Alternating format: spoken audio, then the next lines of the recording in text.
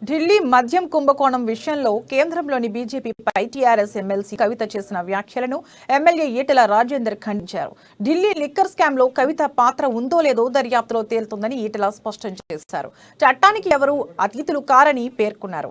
తప్పు చేసిన వారికి శిక్ష తప్పదని తెలిపారు. తెలంగాణ చాలదన్నట్లు దోచుకోవడానికి కేసీఆర్ కుటుంబం ఢిల్లీ మీద పడిందని ఆరోపించారు.